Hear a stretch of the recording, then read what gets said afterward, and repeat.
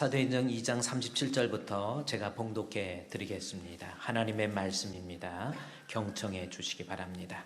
그들이 이 말을 듣고 마음에 찔려 베드로와 다른 사도들에게 물어 이르되 형제들아 우리가 어찌할꼬 하거늘 베드로가 이르되 너희가 회개하여 각각 예수 그리스도의 이름으로 세례를 받고 죄 사함을 받으라. 그리하면 성령의 선물을 받으리니 이 약속은 너희와 너희 자녀와 모든 먼데 사람 곧 주 우리 하나님이 얼마든지 부르시는 자들에게 하신 것이라 하고 또 여러 말로 확증하며 권하여 이르되 너희가 이 패역한 세대에서 구원을 받으라 하니 그 말을 받은 사람들은 세례를 받음에 이날의 신도의 수가 3,000이나 더하더라. 아멘. 좋으신 하나님의 은혜가 여러분과 여러분의 가정에 함께 하시기를 주의 이름으로 축원드립니다. 우리 예배 드리면서 그래도 모처럼 일주일에 한 번씩 또 만난 분도 계시는데 우리 이렇게 손으로 인사합시다. 손 인사로 반갑습니다. 반갑습니다. 그래요. 이런 인사는 그래도 우리끼리만 하는 거지 밖에 나가서 또 이러면 조금 저분이 이상하다 이렇게 느낄 수 있으니까 우리끼리 있을 때는 이렇게 집에 있을 때도 뭐 이렇게 해도 괜찮은 것 같아요. 우리 하나님께서 여러분 분명히 어려운 위기 속에서도 함께 해주시고 여러분의 삶에 우리 주님의 은혜가 더하여져서 삶을 통해서 감사가 넘치시기를 다시 한번 주님의 이름으로 축원드립니다. 자, 오늘은 우리 교회에서 학습 세례, 또 유아 세례, 또 입교, 그래서 성례식, 원래는 성찬식까지 있어야 되는데 성찬식은 코로나로 인해서 이렇게 음물 마시는 것, 또 떡을 떼는 것 이것이 좀 더 우리가 좀 조심해야 되겠다 해서 우리 학습 세례 또 유아 세례 그리고 이 입교 요것만 이번에 성례식은 거행하게 됩니다.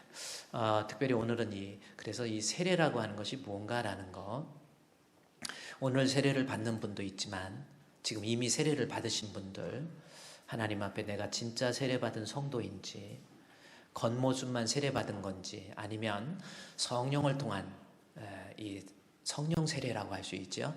성령을 통한 진정한 세례를 받은 사람인지 하나님 말씀을 통해 살펴보고 은혜를 나누고자 합니다. 진정한 세례라고 하는 것이 어떤 의미가 되는가라는 것을 우리가 알아야 하나님 앞에 형식적인 세례교인이 되지 아니하고 하나님이 인정하는 진정한 세례교인 될 수 있다라는 겁니다. 그래서 세례라고 하는 것이 어떤 의미 있는지 오늘 본문을 통해 살펴보는 거예요. 오늘 본문 사도행전 2장입니다. 1장에서 예수님께서 부활하고 승천하시죠. 승천하시면서 예루살렘을 떠나지 말고 약속한 거 기다리라고 그래요.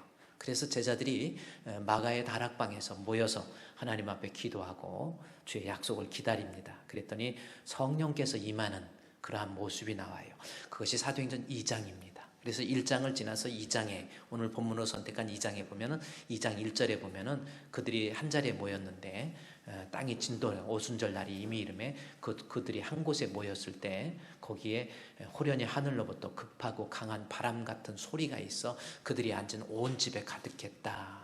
그 다음 절 말씀에 보면은 마치 불의 혀같이 갈라지는 것들이 그들에게 보여 각 사람 위에 하나씩 임하더니 그들이 다 성령의 충만함을 받았다 해서 이제 성령의 충만함의 모습이 성도들에게 예루살렘 교회에 임하기 시작하는 거예요. 그러면서 이것은 곧 사실은 이 사도행전 저자 이 바울이 누가가 이 사도행전 2장을 통해서 오순절날 성령 강림했다 이걸 말하는 것이 초점이 아닙니다.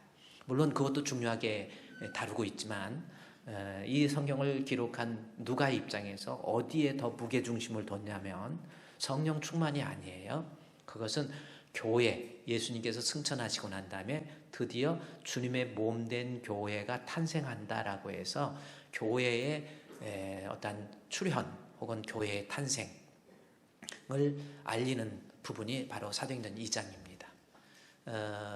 그래서 성령 충만, 그래서 교회라고 하는 것이 사도행전 2장 아까 1절부터 보면은 모여서 기도할 때에 그 다음에 2장 2절 말씀에 호련히 하늘로부터 급하고 강한 바람 같은 소리가 있어 그들이 앉은 온 집에 가득했다. 이 말씀을 성령이 임하고 있는, 그러니까 최초의 교회, 즉 예루살렘 교회에 성령이 임하고 있는 모습을 은유적으로 그려놓은 내용이다. 이렇게 해석하는 우리 학자들이 있어요. 그러나 그것은 잘못된 해석입니다. 자, 호련히 하늘로부터 급하고 강한 바람 같은 소리가 있어 그들이 앉은 온 집에 가득했다. 이것은 성령 충만을 말하려고 하는 언어적 묘사가 아니에요. 그렇다면 이건 뭐냐는 거죠. 여기서 중요한 것은 소리입니다. 바람 같은 소리. 구약 성경에서 이사야에게 하나님 말씀이 임할 때 급하고 강한 바람 같은 소리 해서 하나님의 말씀의 임재를 그려놓는 은유적 표현이에요. 그래서 사도행전 모여서 그들이 기도할 때 첫 번째 호련히 하늘로부터 급하고 강한 바람 같은 소리라고 하는 것은 바로 하나님의 말씀의 임재를 상징하는 내용입니다. 그래서 여러분들께서 아셔야 될 것은 하나님의 말씀의 임재를 상징하는 그림이 바로 이 본문이에요. 그래서 여러분 앞으로 꼭 성령 충만 그러는데 이것은 소리라고 하는 거, 하나님 말씀입니다. 그렇습니다. 교회의 출발을 알리면서 교회에 반드시 있어야 될 것은 하늘 위에서부터 내려오는 하나님의 말씀이에요. 말씀이 없는 교회, 말씀을 제대로 해석하지 못하는 교회, 그래서 목회자는 항상 공부도 많이 하고 정말 성경의 원문을 이해할 줄 알고 그래야 성도를 살리는 것이지, 목사님이 좀 무식해서 성도를 막 미혹하면서 엉터리 방터리로 성경 해석해서는 안 되는 거예요. 교회는 분명히 위에서 내려오는 하나님의 말씀의 충만함, 그겁니다. 또 교회는 그 다음 절 3절 말씀에 보면 그 다음에 마치 불의 혀같이 갈라지는 것들 그들에게 보여, 그 말씀이 나오죠. 이것은 성령의 임재를 그려놓는 그림이에요. 2절은 말씀의 임재, 그 다음에 성령의 임재입니다. 그래서요, 교회라고 하는 것은 하나님 말씀도 있지만 성령의 뜨거움도 있어야 된다라고 하는 것. 그래서 건강한 교회는 말씀과 성령으로, 그리고 모여서 기도하면서 말씀이 임하고 성령이 임하는 그러한 교회가 가장 건강한 교회예요. 그러면 우리 교회는 어떻습니까? 한번 생각해 보십시다. 우리 교회는 모여서 성도들이 교제하고 기도하면서 거기에 하나님 말씀이 임해야 돼요. 항상 우리 주풍교회 학문과 경건이 있는 교회라고 그러죠. 우리 교회에 하나님 말씀, 성경 배우기 위해서 교회를 오는 거지 뭐 세상에 뭐 과학이나 철학 이런 거 배우는 거 아니에요. 그래서 교회는 성경학교예요. 그래요. 목사님이 다른 건 몰라도 성경은 제대로 전공해야 되고 성경을 제대로 알려주면 됩니다. 어떤 목사님들은 막 의술에 대해서 막 뭐에 건강에 좋대더라, 뭐가 어떻게 하면 운동에 좋대더라, 뭐가 하면 과학적으로 뭐 쩍쩍하지 마시고 가장 중요한 성경 이야기하면 되는 거예요. 그래서 교회는 성경, 그 다음에 성령 모여서 기도하는 가운데 성령의 충만함. 그래서 사도행전 2장은 예루살렘 교회에 있어서 최초의 교회가 출발하고 있다라고 하는 것, 그것을 우리에게 알려주는 책이 사도행전 2장입니다. 자, 그래서 그들이 모여서 말씀 충만, 성령 충만의 은혜를 통해서 교회가 출발했는데 드디어 그들이 사람이 모이기 시작했어요. 모였는데 세례를 최초로 이제 교회 공동체 속에서 제일 먼저 세례를 행하는 곳이 바로 이곳입니다. 그래서 이곳에서 행해졌던 세례의 내용을 우리가 한번 잘 분석해 보면 우리 오늘 세례 받는 사람들도 그저 아유 세례 받네 이게 아니고 세례의 진정한 의미가 뭔지, 최초에 행해졌던 이 세례의 의미가 무엇인지를 말씀을 통해서 발견할 수 있다라는 거예요. 그리고 이미 세례를 받으신 분들도 아 오늘 세례식 하나보다, 그게 아닙니다. 진짜 최초의 세례의 의미를 내가 담고 형식적인 세례교인이 아니라 진정한 세례교인인지 점검해 봐야 된다라는 거예요. 그러기 위해서 세례의 진짜 의미 우리 한번 발견해야 됩니다. 여러분, 세례가 무슨 뜻입니까? 어제도 우리 오늘 세례 받는 사람들 문답을 하기 위해서 당회 앞에 문답을 하기 위해서 여러 가지 묻고 대답하고 그렇습니다. 묻고 대답하는, 그래서 웨스트민스터 소요리 문답처럼 묻고 대답하는 거예요. 독일어로 카테키스무스라고 하는 겁니다. 카테키즘 교육이라는 거죠. 묻고 대답해서. 세례가 뭡니까? 라고 물을 때 우리는 흔히 죄사함을 받는 것입니다. 맞지요? 그건 맞아요. 죄사함 받는 거. 그런데 세례는 죄 씻는다. 이 밥티조라고 하는 헬라어의 의미가 물을 부어서 씻어낸다라는 뜻이기 때문에 죄를 씻는다라는 의미도 되지만 그거보다 더 중요한 것, 또 다른 의미가 있다라는 겁니다. 그것은 오늘 본문에 보세요. 세례에 대해서 최초에 행해졌던 세례의 내용을 보니까 사도행전 2장 38절 말씀에 보니까 뭐라고 기록되어 있습니까? 2장 38절에 베드로가 이르되 너희가 회개하여 각각 예수 그리스도의 이름으로 세례를 받고 해서 여기 세례가 최초의 세례가 나오는 거예요. 그런데 세례가 무엇인가에 대해서 문자적으로 본문을 보십시오. 여기 뭐라고 했어요? 세례를 받고 뭐예요? 죄사함을 받으라. 그랬죠? 그래서 세례는 죄사함을 받는 거예요. 맞죠? 근데 우리는 세례를 받아서 죄사함 받는다라고 하는 결과에만 더 중요성을 가지고 있는데 성경을 유심히 보면 우리가 세례라고 하는 것이 무엇인가는 세례 앞에 다른 말을 통해서 이 누가가 이야기해주고 있다라는 겁니다. 그러면 세례라고 하는 말 앞에 어떤 말이 있는지 여러분이 한번 찾아보세요. 그러면 세례의 의미를 알 수가 있습니다. 2장 38절 말씀에 세례라는 말 앞에 베드로가 이르되 너희가 회개하여 각각 예수 그리스도 이름으로 세례를 받고 그랬잖아요.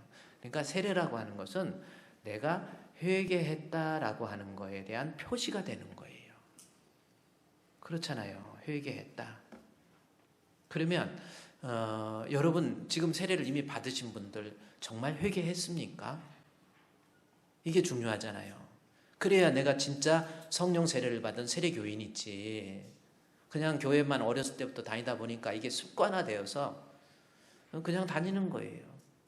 이건 진정한 세례교인이 아니라는 겁니다. 세례에 있어서 중요한 것은 내가 회개했다라고 하는 외적인 표시예요. 회개해서 세례를 받고 죄사함 받은 겁니다. 그러니까 회개의 진정한 의미는, 세례의 진정한 의미는 회개 속에 담겨져 있는 거예요. 그러면 무엇을 회개하라고 하는 건가라는 겁니다. 너희가 회개하여 그랬잖아요. 그런데 그러면 무엇을 회개하라고 하는 건가라고 하는 거예요. 이 38절 바로 앞에 37절에 보면 나와 있어요. 무엇을 회개하는지 여러분 보세요. 그들이 이 말을 듣고 마음에 찔려 베드로와 다른 사도들에게 물어 이르되 형제들아 우리가 어찌할꼬 하거늘 그때 베드로가 회개하라는 말을 나오거든요. 그래서 회개라는 것은 그들이 뭘 듣고 이 말을 듣고 회개하라는 거예요. 이 말을 듣고 잘못된 죄악을 회개하라는 겁니다. 그러면 여기서 이 말이 뭐냐는 거예요. 그렇죠? 우리가 회개해야 되는데 이 말이 뭔지, 그럼 이 말이 뭔지에 대해서 사도행전 2장 앞으로 2장 22절 말씀에 가보면 이 말이 나옵니다. 이스라엘 사람들아, 그러면서 뭐라고 그랬어요? 이 말을 들으라 하면서 베드로가 설교를 하는 내용이란 말이에요. 그러니까 설교의 내용을 듣고 우리가 하나님 앞에 이것이 죄였구나라는 것을 깨닫고 회개하는 자가 받게 되는 것이 세례라는 겁니다. 그러면 여기서 이 말을 듣고 회개했기 때문에 여기서 베드로의 설교, 이 말의 내용은 무언가라는 겁니다. 베드로의 설교의 내용이 뭘까라는 겁니다. 여러분 설교를 들으시고 설교의 내용이 무엇인지 잘 파악하고 있습니까? 예. 베드로의 설교가 사도행전 2장에 나오고요. 스데반의 설교가 사도행전 7장에 나옵니다. 근데 베드로는 사도이고 스데반은 집사예요. 누가 더 설교를 잘할까? 좀 궁금하지요? 그래서 제가 성경을 사도행전 7장의 스데반의 설교 내용도 한번 보고 오늘 베드로의 설교 내용도 한번 이렇게 같이 봤어요. 누가 더 설교를 잘할까? 사도가 잘할까? 집사가 잘할까? 보니까 스데반 집사님이 설교를 훨씬 잘합니다. 여러분이 읽어보면 알겠지만 아주 논리정연하게 그리고 구약 성경을 적절하게 적재적소에서 설명을 해가면서 설교를 해요. 그런데 사도행전 2장에서 베드로가 설교할 때는 저희가 이 말을 듣고 형제여 우리가 어찌할꼬 하면서 회개하고 주께로 돌아오는 역사가 있습니다. 그런데 사도행전 7장에 나와 있는 스데반의 설교를 듣고는 저희들이 스데반의 설교를 듣고 그 말을 듣고 그를 향해서 뭐예요? 이를 갈았다라는 말이 나와요. 제가 느끼는 게 뭐냐면 설교 듣고 은혜 받는 것 꼭 목사님이 설교 잘하기 때문에 은혜 받는 것은 아니다라는 겁니다. 베드로처럼 엉망이라고 표현해요. 베드로처럼 설교를 잘 못해도 내 마음의 밭이 하나님 앞에 은혜 받을 만한 사람이 되면 은혜 받아요. 스데반같이 아무리 논리 정연하게 학문적으로 아주 정제되어서 설교를 한다 할지라도 그 설교에 듣고 이를 갈면서 저 설교 놔들으라고 했네. 내가 가만 안 놔둘 거야. 내가 당장 저놈 죽여버릴 거야. 이렇게 나왔잖아요. 그러니까 여러분은 설교 듣고 은혜가 됩니까? 안 됩니까? 그러면 은혜 안 되는 사람 손들 못 들잖아요. 그럼 누구 때문에 누구 탓이에요?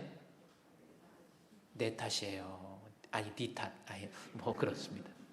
그래서 스데반이 설교를 못해도 베드로가 설교 못해도 형제 우리가 어찌할꼬 이렇게 회개하잖아요. 자, 이거는 하나의 여담이고 문제는 세례를 받는다. 오늘 이제 세례를 받을 거예요. 여러분 이미 세례는 하나님 앞에 회개라고 하는 것에 대한 외적인 표현. 내가 하나님 앞에 회개했습니다라는 거예요. 그러면 회개가 뭔가 했더니 이 말을 듣고 이 말의 내용을 보니까 사도행전 2장 22절 말씀에 이 말을 들으라 해서 베드로의 설교가 22장 22절부터 쭉 되어 있어요.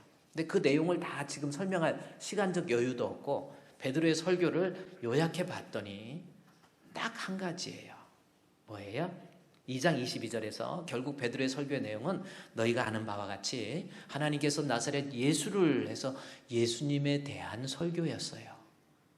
자, 베드로의 설교의 내용은 예수님에 대한 내용이었다라는 겁니다.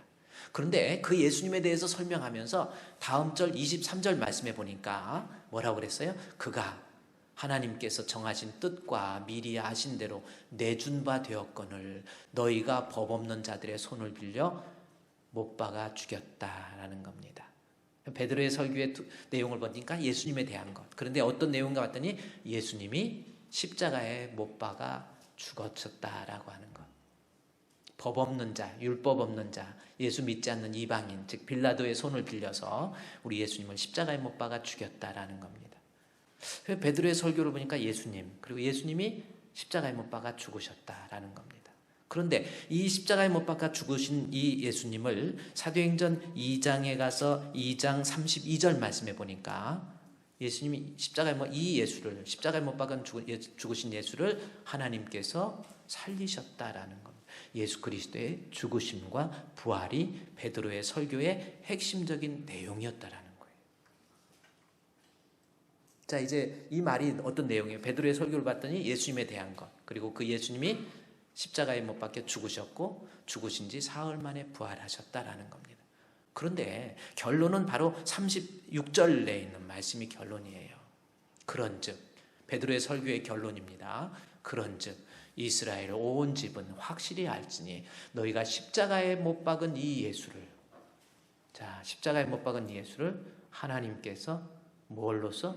주와 그리스도가 되게 하셨다라는 겁니다. 이것이 베드로의 설교의 핵심이에요. 예수님이 주가 되시고 예수님이 그리스도가 되신다라고 하는 것, 이것이, 그러니까 그들은 이방인들의 손을 빌어서 예수님을 십자가에 못 박아 죽였지만 하나님께서는 그 예수님이 누구예요? 우리의 구주가 되시고 우리의 그리스도가 되신다라고 하는 것. 그러면 그리스도라는 것이 무슨 뜻이에요? 여러분, 그리스도, 헬라어로 보면 크리스토스라고 하는 건데, 이 크리스라고 하는 것이 구리스, 기름 있잖아요. 구리스, 기름. 그래서 크리스토스 하면은 기름 부음 받은 자라고 하는 능동형 수동태예요. 크리스토스 하면은 기름 부음 받은 자라고 하는 능동형 수동태. 그래서 오늘 보면 32절 말씀해 보니까 하나님께서 우리 예수님을 그리스도로, 그래서 우리 36절 말씀해 보니까 하나님께서 그 예수님, 십자가에 못 박은 예수를 그리스도가 되게 했다라는 겁니다. 그럼 그리스도라고 하는 것은 기름 부음 받았다, 하나님이 인정한다는 뜻이에요. 뭘로써? 우리의 구주로서, 내 죄를 없애기 위해서 십자가에 못 박혀 죽으신 예수님, 부활하신 예수님이 내 죄를 없애주기 위해서 우리에게 이 땅에 오신 유일하신 그리스도, 메시아, 구주는 예수님 밖에 없다라는 겁니다. 이것이 베드로의 설교의 내용이었다라는 거죠. 여기서 다시 하나님이 그리스도가 되게 했다, 이 말씀이 또 너무 중요한 거예요. 하나님이 인정한다는 거예요. 뭘로써? 우리 예수님은 내 죄를 없애기 위해서 십자가에 못 박혀 죽으셔서 우리의 메시아가 된다는 사실을 하나님이 인정한다라는 뜻입니다. 하나님이 인정하셨어요. 여러분, 그러면 생각을 해보세요.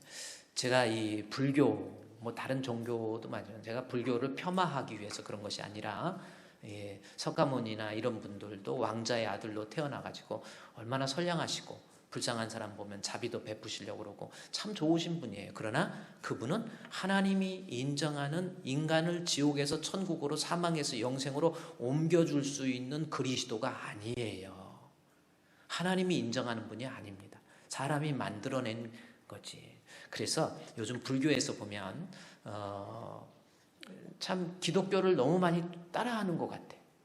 여기 가까이 있는, 우리 교회 가까이 있는 절에도요, 등산하다 올라가 보면 게시판이 있는데, 게시판에 일요 법회, 주일 예배, 일요 법회라고 딱 있고, 수요 저녁 법회, 금요 심야 법회 다 있어요. 그래서 이게 너무 쫓아가고 우리를 좀 이러는 것 같은. 그리고요, 또 여름에는 또 성경학교도 여름 불교학교, 즐거운 여름 불교학교, 얘가 똑같이 모양이 그렇습니다. 그래서 참 불교에서 우리 거 너무 많이 모방을 하고, 이제는요, 옛날에는 석탄절이라고 그랬나요? 석가모니 이 땅에 온 날이, 석가모니 오신 날 이렇게 그랬는데, 요즘에는 축성탄 그렇게 써요. 기독교적인 것을 다 모방을 해요. 제가 한 오래된 일이지만, 제가 교육전도사로 있을 때 저도 이제 봉고차도 운전하고 신방도 이렇게 가보고 이렇게 교육하는데, 라디오를 틀으니까 찬송가가 쫙 나오는 거예요. 막 찬송가인데 좀 들어보니까 좀 이상하긴 한데, 찬송가를 이게 합창단이 모여서 이렇게 합창을 다 하는 은혜. 그리고 끝나고 나니까 우리 안수 집사님이 아멘, 찬송 듣고 아멘 하잖아요. 그랬더니 BBS 불교 방송입니다. 다 그래요. 불교 방송, 아니 찬송가까지도 이렇게 인용해가지고 비슷하게. 그래서 웬만한 거 우리 기독교 다 쫓아오는 거예요 지금. 그런데 해도 너무한 거짓말은 못해요. 석가모니라고 그러지, 석가 그리스도라는 말을 안 합니다. 석가가 뭐니 해가지고 그러지. 석가 그리스도라는 말은 들어보셨어요? 석가 그리스도. 여러분 불교학교 이런 건 석가 그리스도라고 해도 너무한 거짓말은 못하는 거예요. 그리스도, 메시아라는 헬라적 발음입니다.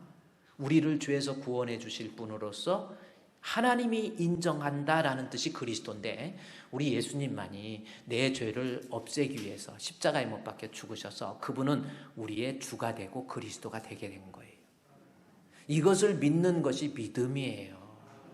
따라서 사도행전 2장 38절 말씀에 먼저 7절에서 보면, 사도행전 2장 37절에서 저희가 이 말을 듣고 할 때, 이 말은 베드로의 설교였고, 베드로의 설교의 내용을 봤더니 예수님에 대한 내용이고, 예수님이 십자가에 못 박혀 죽으시고 부활하셔서 우리의 진정한 메시아가 된다, 예수님은 나의 구주가 된다, 예수님은 나의 메시아가 되신다라고 하는 그것을 믿지 않았던 것을 베드로의 설교를 듣고, 그 예수님을 내가 십자가에 못 박여 죽이다니 하고 회개하고, 그 회개한 자들이 받게 된 것이 세례예요. 따라서 우리가, 여러분 세례 이미 받으신 분들, 무슨 뜻입니까?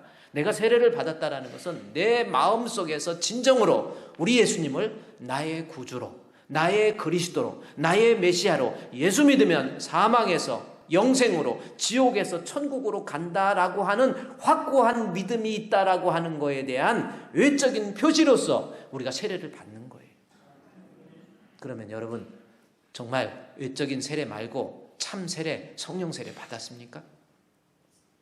정말 예수님이 나의 구주라고 하는 것을 확실히 믿고, 정말 구주 앞에 감사하면서 주님 앞에 여러분 세례 받았습니까? 아니, 그걸 떠나서 여기 나온 것처럼 예수가 나의 그리스도라는 것을 내가 말로만 믿는 것이 아니라, 주여, 주님은 나의 구주이십니다, 내가 그 예수 그리스도를 나의 구주로 믿지 못했습니다 라고 하나님 앞에 통회해 본 적이 있습니까? 진짜 세례교회는 정말 예수 믿는 믿음, 그 믿음 때문에 세례 받을 때마다 주님 앞에 감격하는 거예요. 이미 세례 받으신 여러분들 오늘 이 세례의 의미를 생각하면서 하나님 앞에 참 세례다운 그러한 성도가 되시기를 주의 이름으로 축원드립니다. 자, 그런데 세례를 받아서 내가 죄 사함을 받았다라는, 즉 예수 믿는다라고 하는 외적인 표시가 세례라고 그랬기 때문에 내적인 의미에서 진짜 예수 믿어야 된다라고 하는데, 그러면 이 교리적으로 믿음이라고 하는 것이 과연 무언가라는 거예요. 예수 믿는다. 우리가 자꾸 자칫 잘못하다가 보면은 관념론적으로 아이디얼리즘에 빠지게 됐지요. 칸트가 얘기했던 것처럼 어떤 사실에 대해서 예수님 믿는다, 그래 믿어야지, 믿어야지, 믿어 하다가 보면은 자기도 모르는 사이에 믿음도 없으면서 믿음 있는 것으로 본인이 착각할 수가 있단 말이에요. 그것을 소위 말하는 아이디얼리즘이라는 겁니다. 그런데 그런 성도들이 많아요. 진짜 믿음도 없으면서 믿음 있는 것으로 본인이 착각하는 경우가 얼마나 많냐는 거죠. 그래서 교리적으로 여러분 말씀을 이걸 정기적으로 원래는 해야 돼요. 진짜 예수 믿는다는 거 교리적으로 어떤 의미가 있는지 좀 살펴보자는 겁니다. 로마서는 바울이 기록한 책입니다. 로마서는 교리서신이에요. 그래서 교리적으로 믿음이 뭔지라고 하는 거에 대해서 정말 잘 설명한 책이 바로 로마서입니다. 그래서 로마서 5장으로 여러분이 한번 가볼까요? 로마서 5장에 보면 로마서 5장 1절 말씀에 보면은 로마서 1장, 2장, 3장, 4장, 5장 해서 5장까지 갔는데 5장 1절을 보면 문장이 시작됩니다. 그러므로 우리가 믿음으로 의롭다 하심을 받았으니 라는 말씀이 있죠. 믿음으로 죄사함 받은 거예요. 그런데 우리가 믿음으로, 근데 앞에 뭐가 있습니까? 그러므로 라고 있죠. 그러므로라고 하는 것은 앞의 내용을 결론 짓겠다라는 겁니다. 그래서 로마서 1장, 2장, 3장, 4장까지의 결론은 믿음에 대한 내용이었다라는 것을 그러므로라고 하는 말을 통해서 우리에게 이야기해 주고 있는 거예요. 그렇죠? 그러므로, 그러니까 그러므로 믿음 이렇게 나왔잖아요. 그래서 믿음은 위에 나와 있는 1장에서 4장까지 내용이 믿음이다. 그래서 우리가 지금 믿음이 무언가를 알려면 바로 1장에서 4장까지 내용을 또 파악을 해야 됩니다. 우리가 너무 중요한 거예요. 진짜 내가 믿는지. 그런데 믿음에 대한 내용을 얘기하면서 그러므로 하면서 그 믿음의 결론은 뭐냐면 바로 위에 있는 4장 25절 말씀에 보면 믿음에 대해서 설명하고 있는 거예요. 짧은 구절이지만 예수가, 이게 결론입니다. 믿음은 뭔가? 예수는 우리가 범죄한 것 때문에 내어줌이 되고 또한 우리를 의롭다 하시기 위해서 살아나셨느니라. 이것이 결론이에요. 여러분이 성경을 로마서를 읽어보십시오. 내가 복음을 부끄러워하지 않은 이 복음은 모든 믿는 자에게 구원을 주시는 하나님의 능력에서 복음을 통해서 하나님 말씀을 통해서 제시된 예수 그리스도, 그 예수 그리스도, 모든 사람이 죄를 범하였는데 모든 사람이 죄를 범하였을 때에 그 죄인이 하나님 앞에 살 수 있는 방법, 믿음이라고 하는 겁니다. 근데 믿음이 뭔가에 대해서 본문에 예수님은 우리가 범죄한 것 때문에 십자가에 못 박혀 죽으셨고 그리고 부활하셨다라고 하는 것, 이것이 믿음의 내용이에요. 그러면 여기에서 우리가 한번 이 말씀을 봅시다. 예수님은 왜 십자가에 내어줌이 됐지요? 범죄한 것 때문에, 죄 때문에 죽으신 거예요.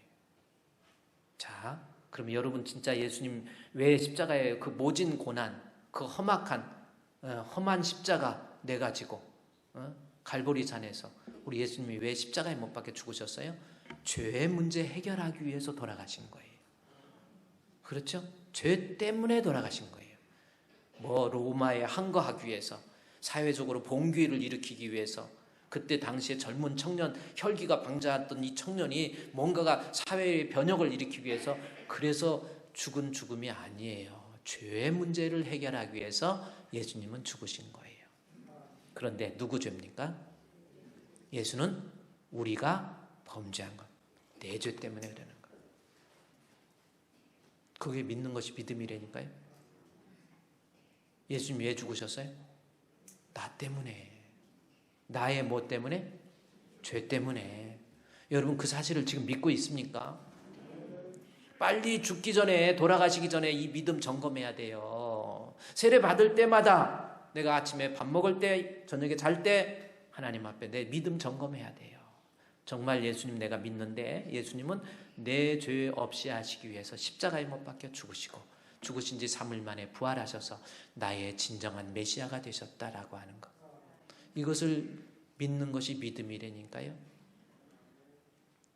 여러분 교회 왜 다녀요? 내 죄 문제 해결 안 받아서, 예수 믿고 해결 안 받아서 나 천국 가기 위해서 믿는 거예요. 가진 것 없고 의지할 데 없고 못 배운 사람이 예수 믿는 거 아닙니다. 여러분도 금방이에요. 여러분도 금방 죽음이라는 것. 세월 앞에 장사 없어요.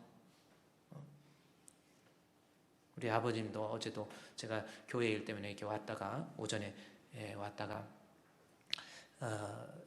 교회에서 우리 성도들과 함께 잠깐 여기 여러 가지 봄 청소도 하고 그러는 데서 같이 잠깐 모여서 있다가 집에 97세 된 아버님께서 어머니가 90세에 돌아가시고 난 다음에 혼자 되셔서 혼자 식사하는 것이 좀 그래서 얼른 갔더니 2시쯤 됐더라고요. 2시쯤 됐는데 우리 아버지께서 갑자기 눈물을 흘리시고 우시고 계셔. 아빠, 아버지 왜 울어? 우시더라고요. 그랬더니 따뜻한 봄 날씨라서 그런지 앞에 산책하면서 어머니랑 같이 걸어 다니던 일이 생각이 나는데 지금은 같이 걸을 수 있는 사람도 없고 귀가 어두워서 잘 들리지도 않고 어머니하고만 얘기했는데 그러면서 막 이렇게 우시는 거예요. 그래서 나도 같이 울어주려. 인생이라는 게 참 그런 것 같아요. 중요한 거는요, 여러분 푸른 마르고 꽃은 시듭니다. 여러분도 다 금방 60, 70 넘으면서 느낌도 감흥도 떨어지고 뭐 여행도 젊었을 때 가야 여행이지 힘들어 죽겠는데 엄마 아빠 80 되셨는데 기념으로 우리 프랑스 모시고 갈게 해갖고 프랑스에서 이리 끌고 저리 끌고 막 앙동숑 멍멍숑 뻑숑 이러고 다니면요 그건 여행이 아니요. 그래서 가능한 여러분 지금 하루라도 젊었을 때 우리 찬송가에 나왔잖아요. 노제 노제 젊어 노제. 뭐 찬송가 여기서 부르면 찬송가를 생각하시고요.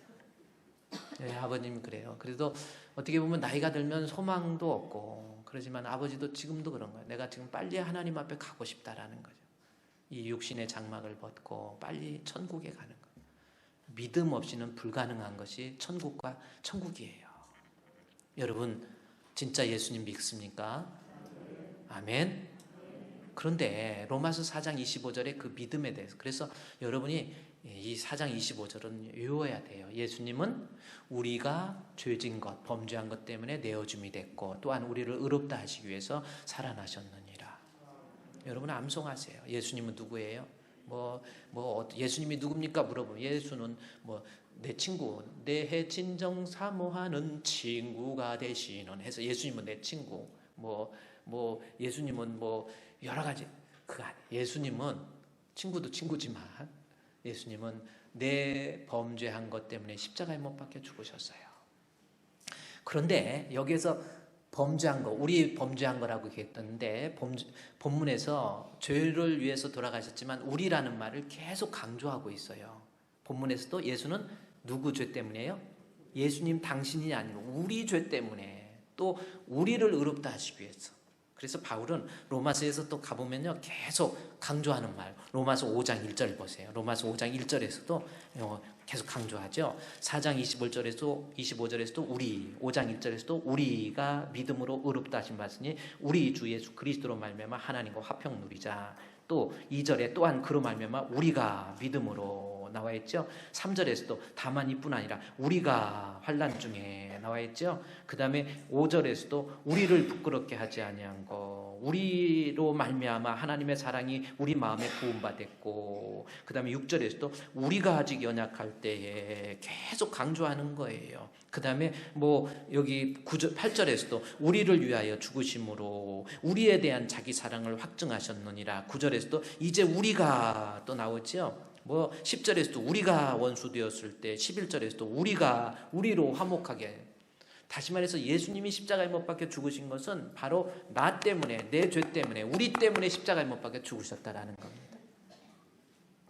여러분 이것을 믿는 것이 믿음이라니까요. 그냥 성경에 기록된 거 문자적으로 한 게 아니라 예수님은 분명히 내 죄 없애시기 위해서 십자가에 못 박혀 죽으셨다라는 거예요.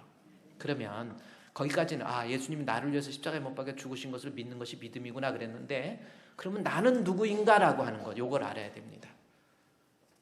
내가 하나님 앞에 어떤 존재인지, 자기 자신이 하나님 앞에서의 자기의 실존 이해, 정확한 실존 이해가 있어야 돼. 내가 하나님 앞에 어떤 존재였는지 그걸 알아야 됩니다. 본문에서 우리 이야기하면서 우리에 대해서 로마서 5장 6절 말씀, 제가 이것은 사실은 제가 수요예배 때 고난주간에 여러분께 말씀드렸는데 너무 중요하기 때문에 수요예배 안 나오신 분들이 있기 때문에 다시 이렇게 주일날 우리가 누구인가에 대해서 좀 살펴봐야 됩니다.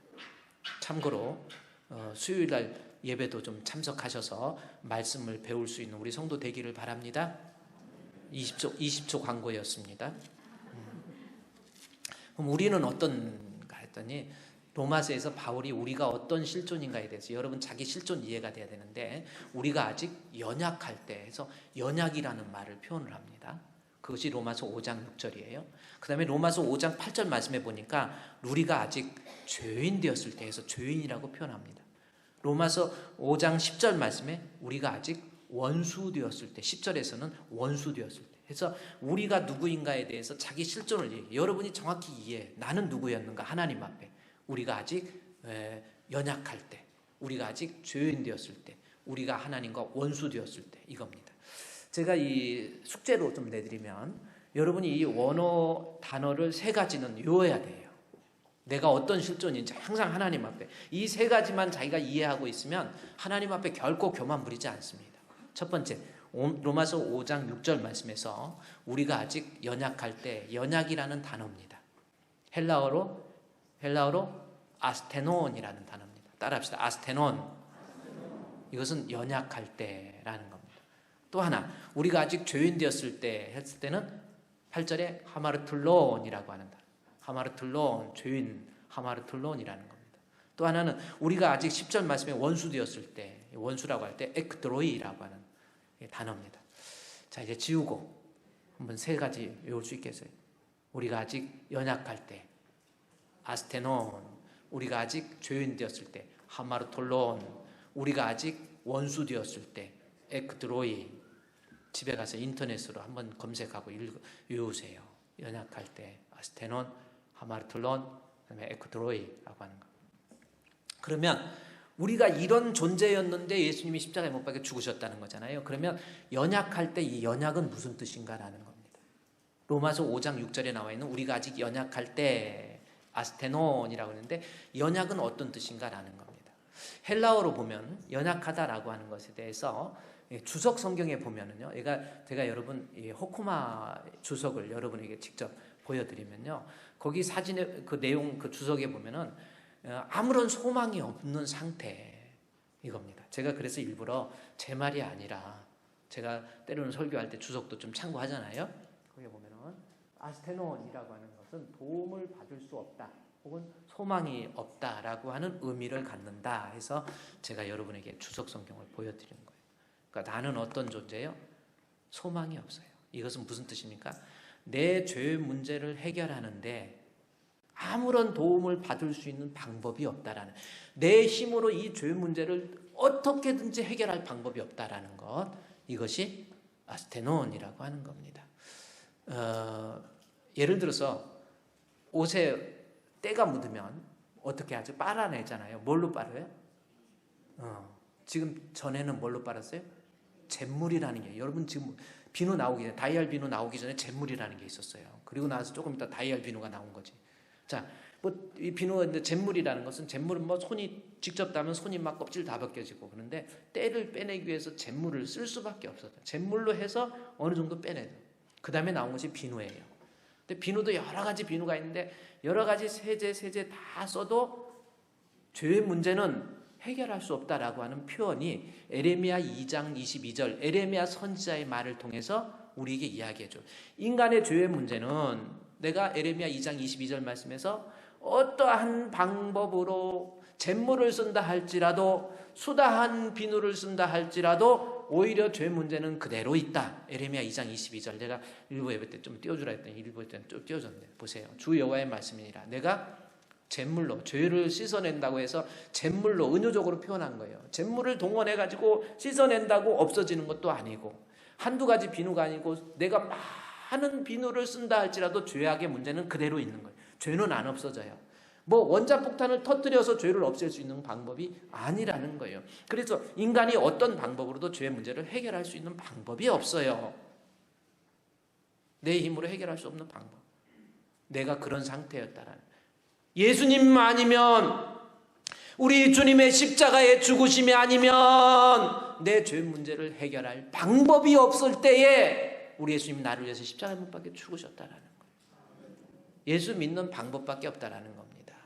다른 방법 있으면 그래 뭐 석가모니나 뭐 모하마드나 뭐 누가 어떤 방법 뭐 이단의 어떤 뭐 교주들 그것들 말 듣는다고 내 죄 문제가 해결되고 나를 지옥에서 천국으로 사망에서 영생으로 옮길 수 있으면 옮기죠. 아니라니까요. 방법이 없다니까요. 그거는 방법, 죄의 문제는 예수님밖에, 나의 죄를 씻기는 예수의 피밖에 없네. 다시 성케하기도 예수의 피밖에 없네. 예수의 흘린 피 날리게 하오니 귀하고 귀하다. 예수의 피밖에 없네. 할렐루야. 내 힘으로는 도저히 안 되는데 인간의 어떤 방법으로도 과학적으로, 철학적으로, 물리적으로, 화학적으로 다 동원해도 죄 문제는 해결이 안 돼요. 그런데 예수님 십자가에 못 박혀 하나님 인간을 창조하신 우리 예수님, 이 죄 문제 해결할 방법은 예수님밖에 없다라는 겁니다. 제가 영상을 우리 집사님께서 하나님 앞에 기도하는 가운데 몇 년 만에 아가를 임신해서 아가를 낳아서 오늘 어제가 돌이었는데 이게 참 오늘 또 세례도 받고, 근데 그 아이가 너무 예쁘게 자랐는데 이제 돌이 됐어요. 그래서 하나는 이란성 쌍둥이에서 아들이 오빠이고 동생이 딸입니다. 그래서 이렇게 했는데 엄마가 사진을 이렇게 보내줘서 제가 보고 제가 수요일날 보여줬던 내용이지만 한번 보십시오. 서 있는 애가 동생 딸이에요. 근데 오빠가 저 의자 밑에 뭐 들어간 거예요. 정말 어떻게든지 끝까지 꺼내려고 그러죠. 이렇게 보고 저렇게 보고 이렇게 보고 저렇게 보고 안 됐어. 다시 한번 보십시오. 그 쳐다보고 있는 동생도 어쩔 수 없는 거예요. 동생 쳐다봐도 어떤 오빠를 어떻게 해줄 수도 없고. 자, 다시 한번 보십시오. 자, 머리 들어갔어요. 저걸 꺼내야 돼요.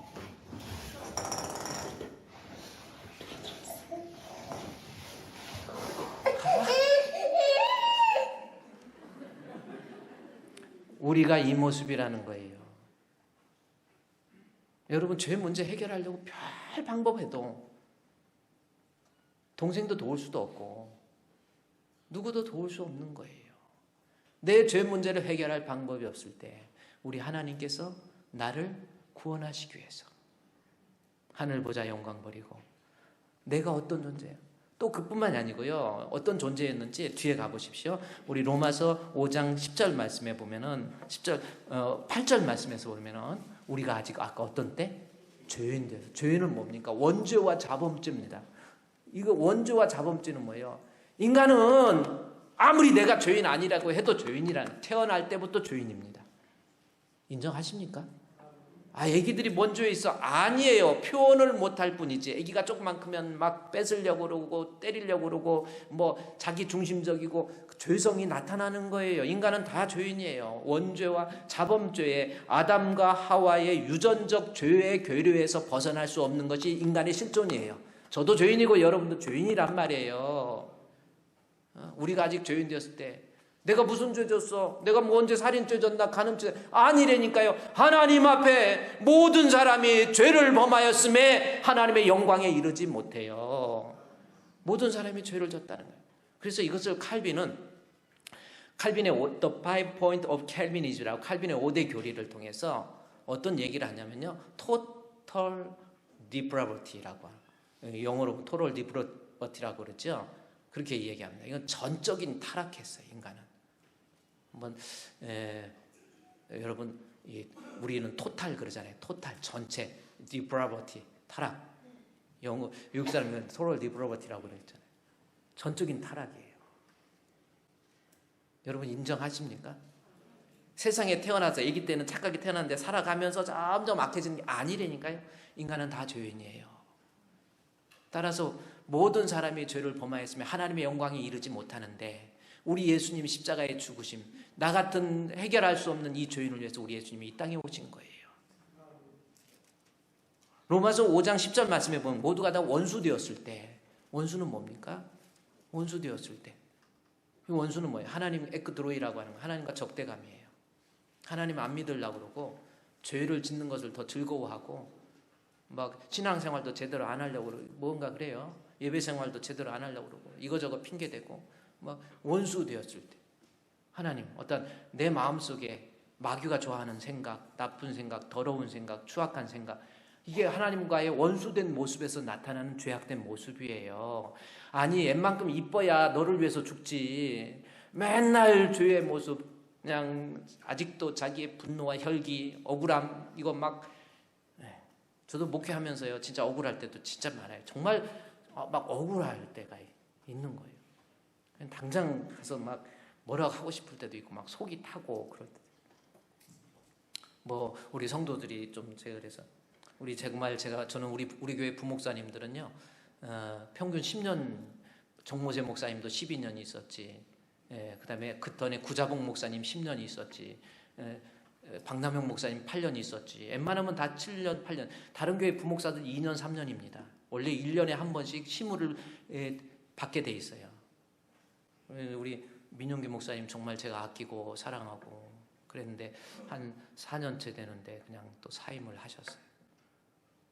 어떻게든지 민 목사 이렇게 이랬는데 사임할 수밖에 없는 환경이 됐어요. 근데 그런 사임할 수밖에 없는 환경이 돼서 목사님은 성도들한테, 우리끼리 얘기지만 목회자가 실수하고 잘못한 것 알면 믿음이 약한 성도들 괜히 나 목사들이 저래서 그래 그럴까봐 이야기를 안 한 거예요. 얘기를 안 했더니 나중에 소문이 이상해. 담임 목사님은 설교할 때 사랑하라 용서하라 그러면서 어떻게 그럴 수 있냐. 그거 아니거든요. 저도 정말 억울합니다. 제가 여러분 억울해하고 해서 그냥 아니 어떻게 사람이 저렇게 그럴 수 있을까. 제가 우리 부목사님 아버지 어머니하고도 계속 통화하고 우리 사모님 가정 어머니하고도 통화하고 어떻게든지 우리 민 목사님.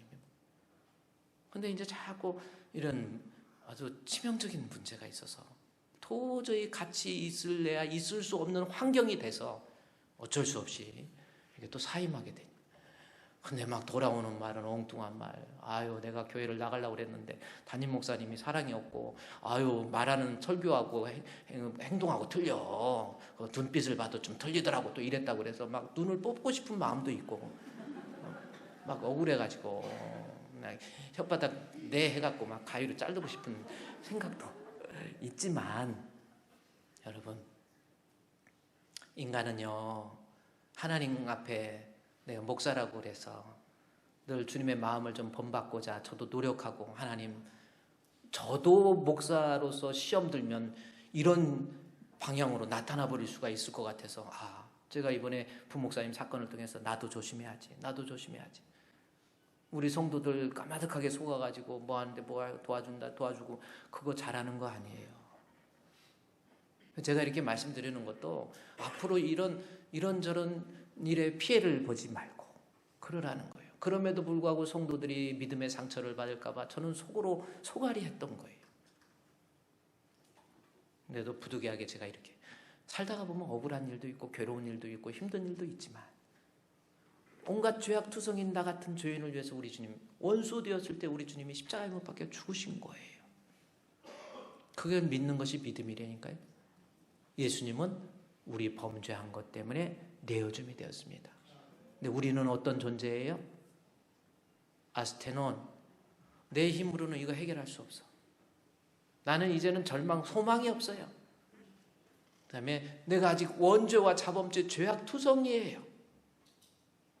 나는 주님 앞에 원수 되었을 때 이것을 그래서 세례를 받으면서 아니 나 같은 죄인 감히 고개를 들 수 없는 나 같은 죄인을 위해서 우리 주님이 십자가에 못 박혀 죽으시다니 하면서 하나님 앞에 부를 수 있는 것.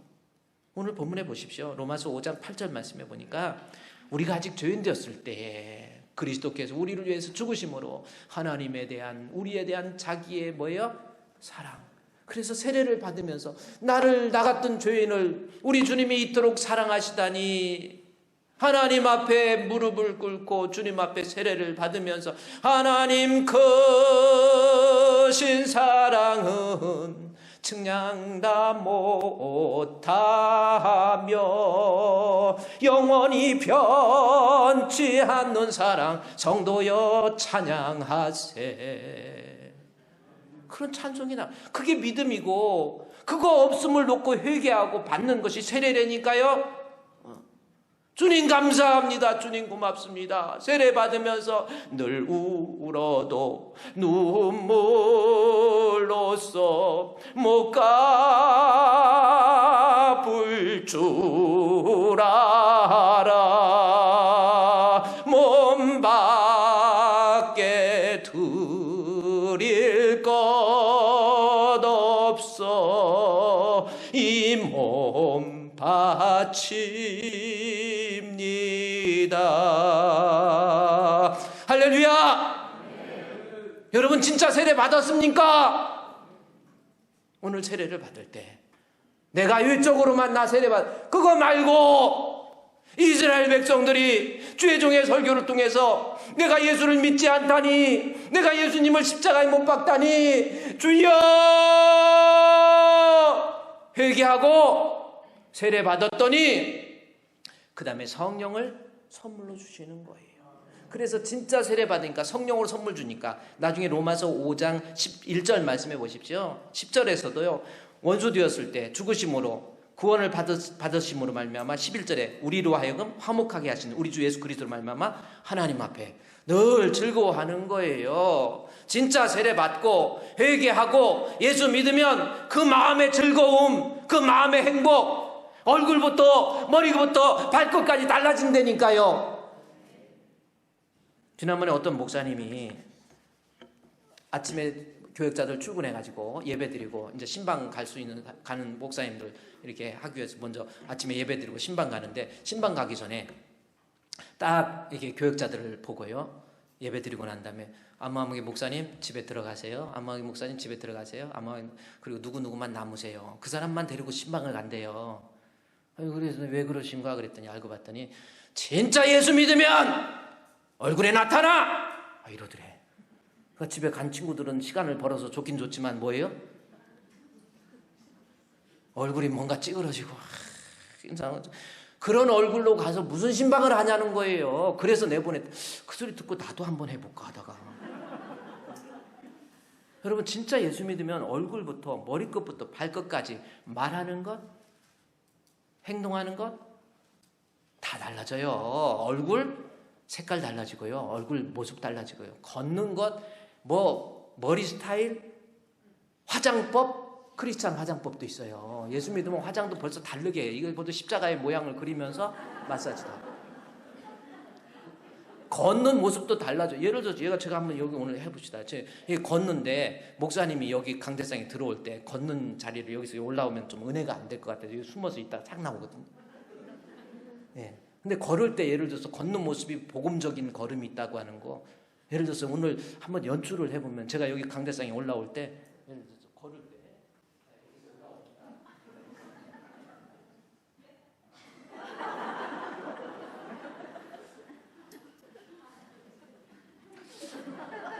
여러분 예수 믿으세요. 그러면 은혜가 될까 안 될까요? 걷는 모습 봐도 달라져요. 예수 믿으면 벌써 걷는 것도 틀려진다니까요. 말하는 것 Like Jesus Christ. 맥스 루케이도가 쓴 책이 있잖아요. 예수님처럼. 여러분이 저 책 한번 읽어보세요. 맥스 루케이도가 진짜 예수 믿잖아요. 예수님처럼 모양이 나타나는 거예요. 예수님처럼 말하고 예수님처럼 행동하고 집에 가서도 진짜 달라져요. 아내를 대하는 것도 벌써 달라져요. 툭 하면 화내고 짜증내고 원망하고 불평하고 오해하고 아닙니다. 오늘은 이거예요. 여러분 진짜 세례 받았습니까? 죄를 놓고 회개하세요. 죄라고 하는 것은 예수 안 믿은 죄입니다. 예수님은 어떤 분이에요? 나를 위해서 죽으셨는데 나는 하나님 앞에 연약할 때, 죄인 되었을 때, 그 다음에 하나님과 원수 되었을 때 나 같은 죄인을 위해서 십자가에 못 박혀 죽으신 예수님, 그 예수님이 나의 구주인 것을 믿습니다. 오늘 세례받을 때 그 믿음을 점검하고 믿음을 확인할 수 있는 우리 성도들이 되시기를 주의 이름으로 축원드립니다.